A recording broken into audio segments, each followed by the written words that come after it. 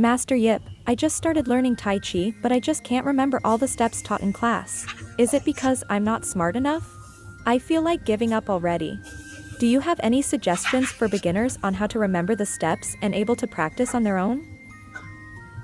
Alright, so this is actually a very common issue that a lot of our students or even beginners face when they first pick up Tai Chi, that they are not able to remember the steps or even trying to do it on their own. So it has nothing really to do with whether you are smart or not. Like a lot of our students, they are professionals such as doctors, lawyers, teachers, yet they face the same issues. There's really no shortcut to learning Tai Chi. So in our class, what we emphasize is in the very early stage, they must be able to follow and mimic our movements during class. We make sure that they get the overall movements correct while following. Then we'll guide them through how to remember the steps. Now the key point is, other than giving them enough time to practice, it's actually the 10 to 15 minutes after the class that is the most critical. Anything that we learned, we tend to only have a short-term memory. So once we mention too many stuff at one time, whatever that was taught earlier tend to be forgot. So you will actually tell them that after class, that 10 to 15 minutes, try to straight away recall back what was taught in class, and if possible, write down notes. Because as you write down, as you recall, whatever was taught will stay in a longer memory term. Then when you are back home, it will be a lot easier for you to try to practice on your own and remember the steps. Of course, in the beginning, there's still a challenge.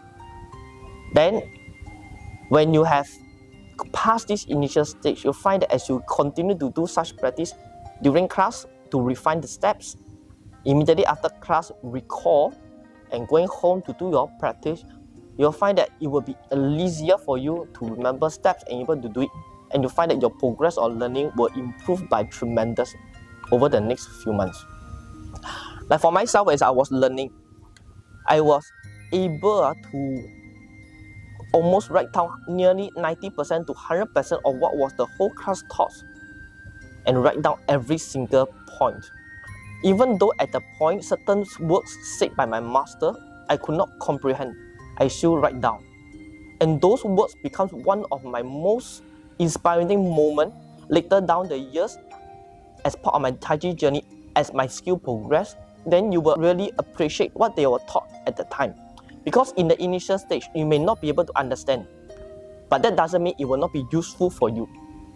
And then as the technology goes by, as the introduction of cameras, it becomes easier.